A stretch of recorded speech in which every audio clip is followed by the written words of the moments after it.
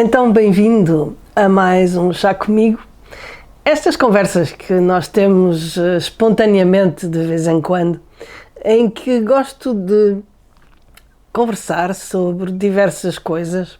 E o tema de hoje talvez seja popular para algumas pessoas e nem tanto para outras, mas é isso que vamos analisar, porque acho que na verdade é um tema que é mal compreendido, especialmente talvez pelas pessoas que geralmente se interessam pelos meus podcasts. Então fique por aí que eu já volto.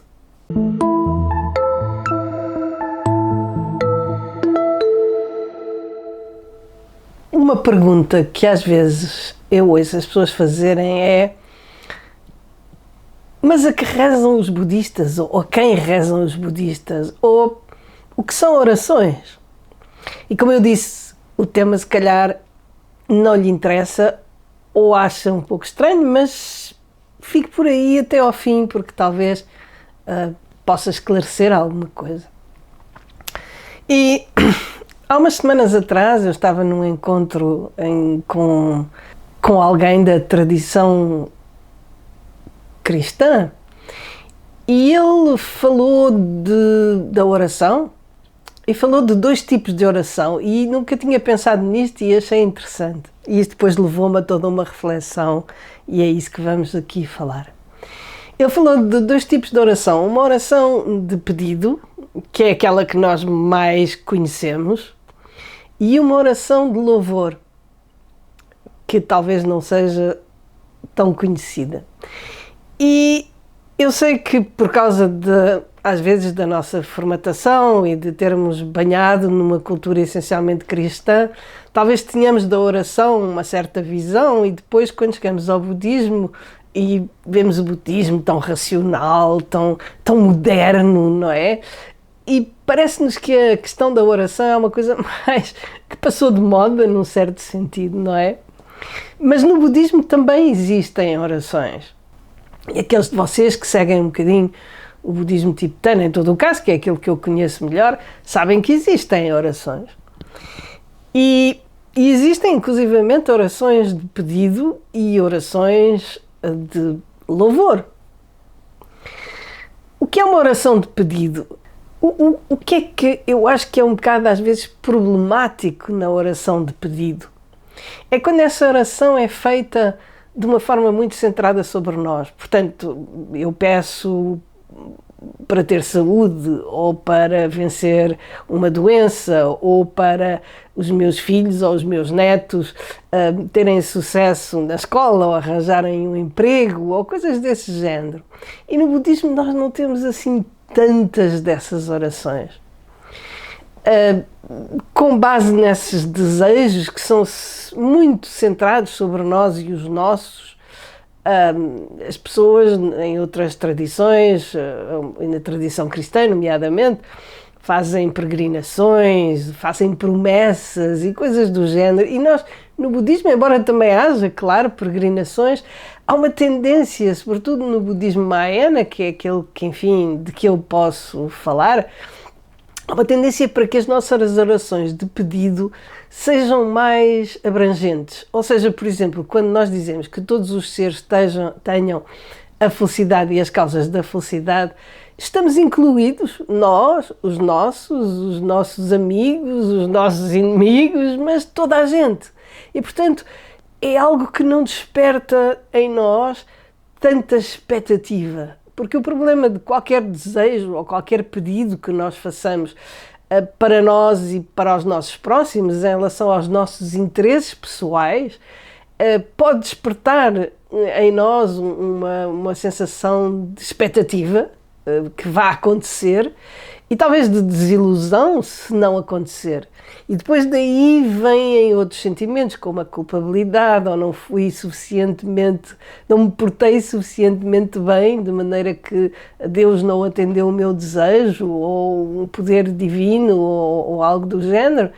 E tudo isto depois acaba por transformar esse pedido em algo de extremamente, não só pessoal, mas também materialista, no fundo, de nos enraizar ainda mais na realidade material em que vivemos. E isto pode constituir um problema. Enquanto que quando eu desejo que todos os seres tenham, ou quando eu peço que todos os seres tenham a felicidade e as causas da felicidade, este pedido não é pessoal. E também sei que não é algo que vai acontecer amanhã ou depois da manhã, não fico à espera da sexta-feira para ver se os números de euro milhões bateram certo, não é? Portanto, é um desejo, é um pedido, mas é algo que não tem agarrado a uma expectativa. Às vezes há orações no budismo em que nós pedimos coisas para nós. Pedimos para ter longevidade, ou para não ter obstáculos, ou para nascermos numa boa família. Há pedidos assim, há orações desse género. Mas temos que nos lembrar sempre que subjacente a esse pedido está o desejo de ter todas essas condições favoráveis para poder alcançar a budeidade pelo bem de todos os seres. De maneira que volta a ser qualquer coisa que não está tão centrada sobre a nossa condição atual, sobre os nossos problemas materiais do momento, mas sim sobre um objetivo a longo prazo que ainda por cima é altruísta, o que também nos liberta de novo dessa expectativa versus medo, expectativa que aconteça, medo que não aconteça, que está muito centrado sobre nós. E esta é uma perspectiva muito libertadora e muito essencial, porque isto faz, na verdade, toda a diferença. Depois também, nestas orações de pedido, muitas delas no budismo são mais orações de inspiração. Ou seja, nós pedimos, por exemplo, para poder seguir os passos de um determinado ser que nos inspira pela sua sabedoria, pela sua compaixão, etc. Portanto, nós pedimos para ter a força para poder igualar ou seguir os passos desse ser. E sempre, como eu disse, já subjacente este desejo de alcançar a budeidade pelo bem de todos os seres. Portanto, existem pedidos, sim, e até pedidos pessoais, embora muitas vezes, e é engraçado porque no tibetano, como não existem pronomes, ou é muito raro eles aparecerem, numa frase que nós poderemos traduzir por possa eu alcançar a budeidade, não é óbvio em tibetano se eu estou a dizer possa eu ou possamos nós. E portanto, vai depender do tradutor, porque a frase em tibetano tanto dá para uma coisa como para outra. E portanto, depende do tradutor e depois depende de nós, não é? E é completamente diferente pensar, desejar, pedir que todos possamos estar livres do sofrimento e alcançar a felicidade do que focar-me em obter determinada coisa ou libertar-me de determinada outra. Em termos, não estou a dizer que é imoral, não estou a dizer que é inferior, estou a dizer é que quando nos focamos em coisas específicas, ativamos a expectativa e o medo, enquanto que quando desejamos coisas muito mais abrangentes, esses sentimentos não estão presentes. Depois, em relação ao outro tipo de oração, a oração de louvor, como ele disse, também existe no budismo, e particularmente no budismo tibetano.